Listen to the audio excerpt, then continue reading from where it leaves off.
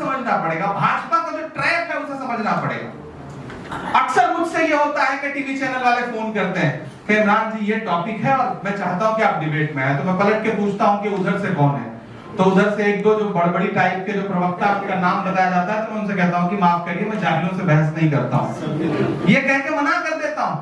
आपको उनके ट्रैप से बचना पड़ेगा। वो चाहेंगे कि आप हिंदू मुसलमान पे बात करिए क्योंकि उनकी सबसे फेवरेट पिच है ना,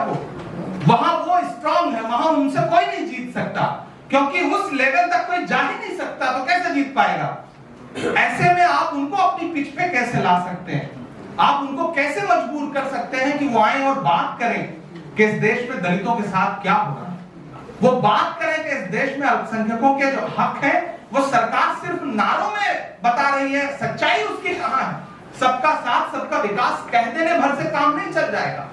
आप उन्हें मजबूर करिए, उनसे यह सवाल पूछिए कि जब 15 अगस्त को देश की लाल किले की दीवार पर खड़े होकर के प्रधानमंत्री जी महिला अधिकारों पर बात करते हैं, बेटी बचाओ बेटी पढ़ाओ का नारा देते हैं, महिलाओं को इज्जत देने की बात करते हैं, तो उसके महज 1.5 घंटे के बाद गुजरात में बिल्किस के बलात्कारी रिहा किए जाते हैं और भाजपा के नेता उन्हें माला पहनाते हैं। उनसे इन मुद्दों पर सवाल पूछिए कि महिलाओं को लेकर के आपका स्टैंड क्या है, दलितों को लेकर आपका स्टैंड क्या है, डेमोक्रेसी को लेकर के आपका स्टैंड क्या है। एक बात जान लीजिएगा और इसे लिख लीजिएगा कहीं कि दुनिया में किसी भी देश में जब जब डेमोक्रेसी कमजोर होगी तो जो पहली चोट होगी वो माइनॉरिटीज को होगी। वो दुनिया की किसी भी देश की माइनॉरिटी हो, वो कोई भी क्यों ना हो। तो हालात डेमोक्रेसी को लगभग कुचल देने के हैं। प्रधानमंत्री जी को कल अमेरिका में जब जवाब देना पड़ा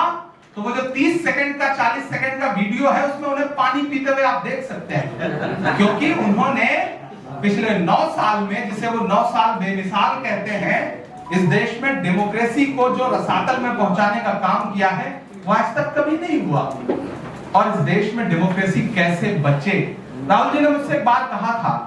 जब वो बैठे थे तो उन्होंने कहा था कि इमरान मैं इसलिए भी लड़ रहा हूं, मैं जानता हूं मेरे खिलाफ सोशल मीडिया पे करोड़ों अरबों रुपए खर्च किए जाते हैं, मेरी इमेज खराब की जाती है, लेकिन मैं फिर भी जानता हूं क्यों लड़ रहा हूं, क्योंकि मैं जानता हूं कि महात्मा गांधी ने कितनी मुश्किलों से आजादी ली, मैं जानता हूं कि पंडित नेहरू की कुर्बानियां क्या हैं, मैं जानता हूं मौलाना आजाद ने क्या कुछ छोड़ करके इस देश के लिए आजादी की लड़ाई लड़ी, क्योंकि मैं जानता हूं कि हमारे पुरखों ने कितनी मुश्किलों से इस देश को सजाया संवारा अच्छा बनाया।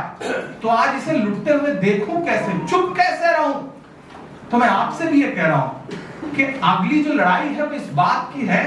घर सजाने का तसव्वुर तो बहुत बात का है, पहले ये तय हो कि इस घर को बचाएं कैसे।